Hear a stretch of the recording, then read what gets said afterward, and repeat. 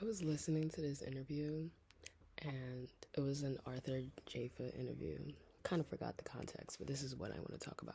Most people who are non-people of color, non-black, non-African, they never feel the responsibility to create worlds for their people. Like white people are just creating shit out of just pure imagination. Like there's never really like a sense of urgency to make a world that shows like their people's lives, because white people's lives are literally everywhere. I don't know if that makes sense, but my point is that like, but as like black filmmakers, as black artists, we always feel the pressure to kind of either create black art or have black people in our work or tell black stories. And personally, I don't think that's a bad thing.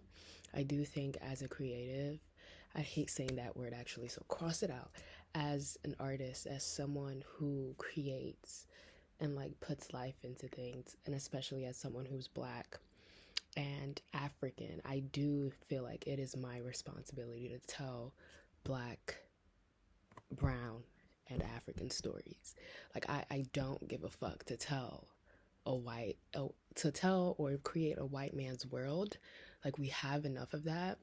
And I think at first that responsibility would be so daunting, but it's actually a beautiful thing. Like why wouldn't I want to tell black stories? Why wouldn't I want to create a world that I see, that I live in, that isn't always portrayed in the best light in mainstream media? Like why wouldn't I want that? So it is my responsibility, and I take that responsibility with full open hands. And I'm not saying like I would never work with like white artists or whatever. No, like, but it's just that when it comes to my work, the worlds that I'm creating, it will always be and surrounded. It would always be surrounded and based off of black African stories. Period. Like that's it. Like if it ain't black, if it ain't African, I kind of don't want it, because I live between that intersectionality of both worlds. Like I'm full blood Nigerian, but I also grew up in the United States. So both identities are really important to me, and also like a really big part of me. So like it is my responsibility to tell that, to talk about that, to show that.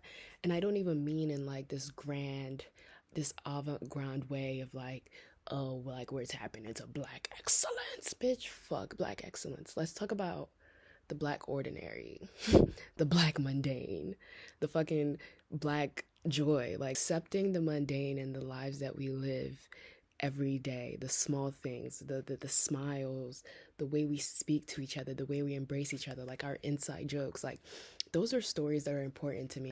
And I'm rewatching Insecure. And I think Insecure is so important because it does such a good job at capturing the black mundane, the black ordinary.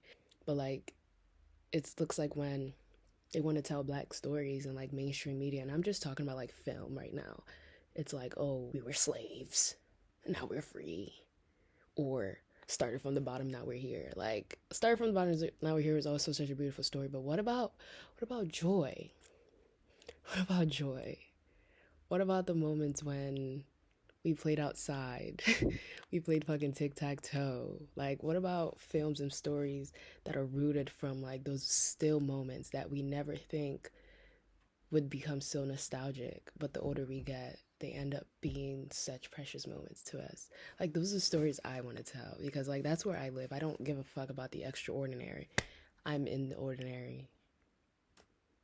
Yeah, that's my rant.